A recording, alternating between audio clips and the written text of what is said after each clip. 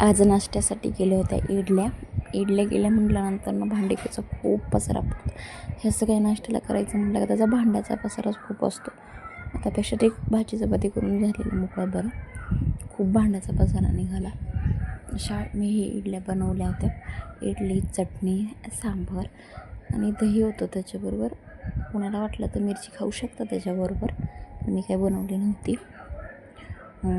त्याच्यानंतर मग ही इडली अशी तयार केलेली इडलीचा व्हिडिओ चॅनलला ऑलरेडी अपलोड आहे, पहा आणि तशा पद्धतीने इडल्या करा. आपली साधी सोपी पद्धत आहे इडली बनवण्याची, ती पाहन करा. आता ही माझ्या नाटाला इकडून तिकडं घुसता येतं, तर बघा आता काय करते. घुसली इकडं मान्यत आणि मान्यत घुसली, घमेल्यावर बसली. घमेला लागलं सरकायला, तर तिला भीती वाटायला लागली. मी तिला घेतलं बाजूला. कुठं घुसते आता, तिला इकडं तिकडं जाता येतं, तिच्या मनाने कुठेही जाते.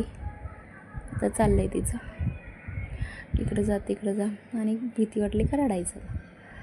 आता खाली बाजरी काढायचं काम चालू होतं. मग बाजरी काढायचं त्यांना भाकरी आणि पाणी घेऊन गेले होते. तर पाणी चालू आहे, पण ते कसं मोटर चालू असते, पण कधी कधी आपण तिथंपर्यंत जाईपर्यंत लाईट गेली तर पाणी पण जातं. मग त्यासाठी आपलं घरून नेलं होतं. गेल्या वर्षी बाजरी भिजली, दाणं खाण्याच्या लायकीचे राहिलेच नव्हते. त्याच्यामुळं आता ह्या वर्षी गाई घेतली, कणसं काढून येत. छानपैकी झाली बाजरी.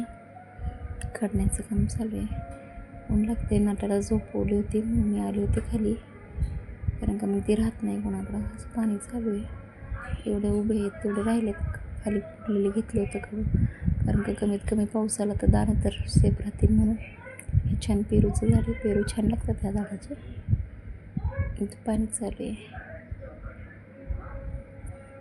अंगाला लागतात. हे ताटं खाली पडली होती, मग त्याच्यात चुंड्या बांधलेल्या आहेत तिथं.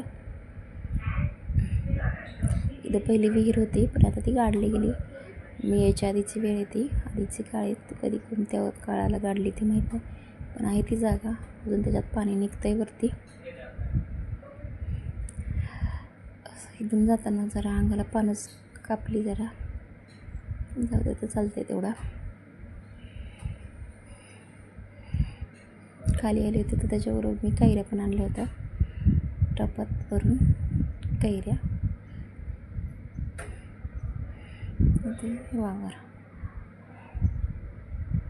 बाजरी करून परत पाणी देऊन नंतर गेले होते. मी तुम्हाला दाखवते वरती चढायला कसं आहे. तिथं बांधाचे दगडी येते, चढायचं होतं. डोकं उज असलं थोडं, जरा पाहिलंच केलं होतं, पण चालतं तेवढं. आणि माझ्या नाटाला काही इकडून तिकडून काही लागतं तर देवबाप्पापाशी जायचं आणि सगळं उलटं पलटं करायचं. आता तिला जरा जायला यायला इकडं तिकडं व्हायला लागलं आहे ना, मग तिचं हेच का, देवबाप्पापाशी जायचं आणि काहीतरी उलटं पलटं करायचं. इकडं बाहेर पाणी चालू होतं. पाणी चालू असलं म्हणजे प्यायला जरा गार पाणी जरा बरं वाटतं. मग हांडा भरून आणला. घरात पाणी असलं आणि बाहेर पाणी चालू असलं तर जरा प्यायला बरं. मग तितक्यात ते रानाचं वारं चालू झालं. मग ते भांडी घासायला नानाच्याच बाहेर गेले. घरात पाणी असलं तरी जरा मोकळ्या पाण्यात जरा बरं वाटतं घासायला, म्हणून गेले होते. इथे एक फुलाचं झाड आहे, त्याला फुलं आली होती, पण ते पोरांनी जरा त्याचा कोंबच टाकला म्हणून लाल कलरचं फुलं आलं होतं त्याला. व्ह्यू छान आहे पाण्याचा, छान दिसतं. ह्यांचं आमच्या वाऱ्यापेक्षा ह्यांच्या वाऱ्यावर पाणी आलं की मला जरा बरं वाटतं, कारण का पाणी जरा बराच वेळ असतं त्यांचं आणि कामं उरकतात. हे पाण्याचं असं थंडगार पाणी लांबपर्यंत जातं. ते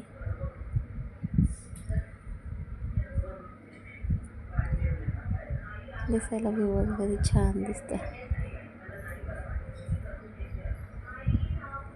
घरातली कामं, पोरं सोरं बाकीचं अशातच दिवस जातो.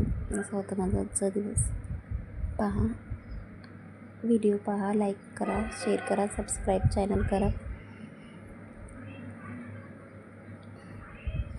असा होता माझा आजचा दिवस. चॅनल पहा. धन्यवाद.